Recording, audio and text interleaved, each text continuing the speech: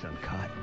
That's right. Making me hot. Daddy didn't go to my ballet recital. Now I have to throw up lunch. Look, this is just a view from the cheap seats, but I don't think there's a human being on the planet that likes you. Genetically, my junk is full of poison. I love date rape. I'm 22. She's 13 or 14. She's open to the idea of sex. What's the difference? In 10 years, it wouldn't matter. Let yourself in and help yourself to some Toll House cookies and sweet tea. I'm trying to pick up a new girl, or I'm going to go back on steroids, or I'm going to break some law. I'm bringing my Merle Haggard CD over, and I'm going to violate you with a traffic cone. We're like a couple of N-words. You're a lesbian. Let's all do funny accents, not actually be that clever, and make fun of a stereotype. Carolla, you're just not a Rothschild. Yeah.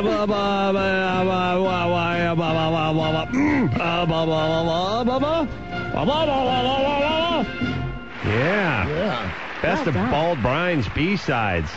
We hear the drop or the clip from the show at the end of the show every day. He always narrows it down to 2 or 3. I am a lonely soul. It's Sophie's choice. He has to pick his favorite, but sometimes we like the B-sides better. So I said, gather them up. This is horrible and irresponsible radio. And That's fresh from today's show. That's right.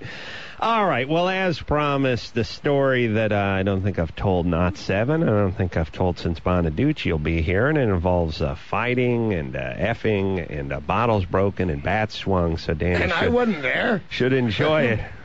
Well, I don't know. You could have been, although I think I would have. I think I would have recognized you. Although we have to go back. Well, let's see. I will start this story by saying I had arthroscopic knee surgery about 3 days before the trouble started. Jesus. And it really is a tip of the hat to those who do that, because you can get right back on the field. In my case, it was asphalt. But you can get right back on the field and get back to your drunken fighting and whatever else you're into with stitches in the knee, stitches in the knee. So what reminded me of this story is we talked to someone earlier who got beat up by a bunch of guys because a girl accused him, or the guys thought he was doing something to the girl, so they took that opportunity to kick his ass. Well, that's what happened to me. I was probably 21, living in an apartment in North Hollywood over on Laurel Canyon, roommates, whole thing. Went to a party because somebody's parents left the house, and it was like a make-out party. It was one of these things where it was like 4 chicks and me and 3 of my buddies, and we're going to go there and hook up, and we're going to make out. And, of course, my 3 buddies got the 3 hot chicks, and I got the one crazy chick that I wanted nothing to do with. Not only was she physically unappealing, but mentally she was insane. So I went into the next room and watched TV while everyone else was getting laid, and eventually decided after a few beers, I'm gonna chalk this one up to experience. I'm gonna leave. And I leave, and I think she got offended because she was now left at the makeout parties, the only person that wasn't making out with anybody. So as I'm leaving the stairs, or I should say sort of limping down the stairs because I still had in my knee from the surgery, these hoodlums start heading up the stairs. These guys were just troublemakers from the Valley. The Valley was filled with troublemakers. There was never I've never been to a party in the Valley, and this is before gangs, that a fight didn't break out for no reason. These guys were kind of scary guys that were 19, 20, whatever. And it was like a white guy and a black guy and a Mexican guy. It was like a TV movie where there was one of every. You were beaten by a Benetton ad. It really was. So I'm walking down the stairs, and these guys are walking up the stairs. And, there's a, hey, dude, yeah, okay, guy. And they're walking past each other. And then she's like, hey, that guy, he punched me. She yells at the guys as I'm going down the stairs. And I said, I did not punch her. And they did that thing like aggressive Valley guys. Well, hey, dude, what's your problem? And I said, I listen, I did not hit her. She's nuts. And matter of fact, if you want her, it's a makeout party. Go sick. I'm going home. Good strategy. And they're like, hey, dude, what kind of puss hits a chick? And I'm like, I did not hit her. And they're like, and they start, getting into it with me. And they just keep bugging me and goading me and bugging me. And eventually I say to the lead guy, oh, here's what did it. I said, I had arthroscopic surgery on my knee, and I have stitches in my knee, and I would gladly kick your ass on any other day, but it's not going to happen tonight. Doctor's orders. Oh. And he said, I'm going to break your other knee. That was his exact words. And I said, all right, well, now it's me and you. but it's not me, you, and the rest of these guys. That's funny that you think you can just make that rule. It was that his stupid. other friends will just sit there and watch him get his ass kicked and not come to his aid because you made that rule. Marcus of Queensberry needed to hurry home to masturbate, but he thought he'd take a little time out of his schedule. But I've had that exact discussion. Now, you two are out of this, right? Oh, yeah. It was more you four out of this, but it was okay. Now, this guy was big, and he was Mexican, and he was scary, and he looked like he had the advantage. Was he down a step or up a step?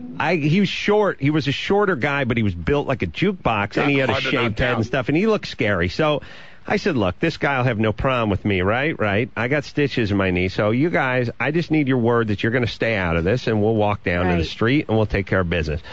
So we walk. Motion to dismiss your 10 friends from this fight? Walk down the street. No, and they'll do it. They'll swear to it, guys. No problemo. Well, no problemo. The caveat is if he's kicking your ass, we'll stay out of it. So we square off in the street, and I start getting the better of this guy. I was kickboxing at the time and doing some boxing. I wasn't that bad an ass. This guy wasn't as scary as he looked, and I was scarier than I looked, is basically what happened.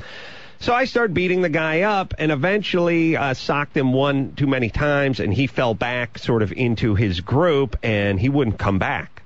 And then I started up with the taunting, which is, you begged me to come out in the street. You said you were going to break my other knee. I told you I wanted to go home. You wouldn't have any of it. And now here we are, and this is it. This is all you brought. This is all you got.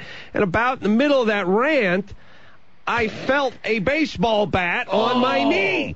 Good knee or bad knee? It was the good knee, and it was the back of the good knee in the fleshy part of the thigh, a little above the knee, which just made me curtsy, but I was fine. But still, I was hit with a baseball bat by a guy we later found. And then I felt a bottle breaking on my shoulder that was thrown, by the way, and it just broke right on my shoulder. I don't know how it broke on my shoulder, but it hit right in the sweet part of the bottle, and it just shattered. I didn't get cut by the glass. I didn't have a red mark. I had a little red mark from the bottle, and I had a big red mark from the bat, but I was fine. And I was drunk, and I was pissed, and I said, who's the puss with the bat? And they all dove on me. And then they all jumped on me, and they kicked the crap out of me for a little while.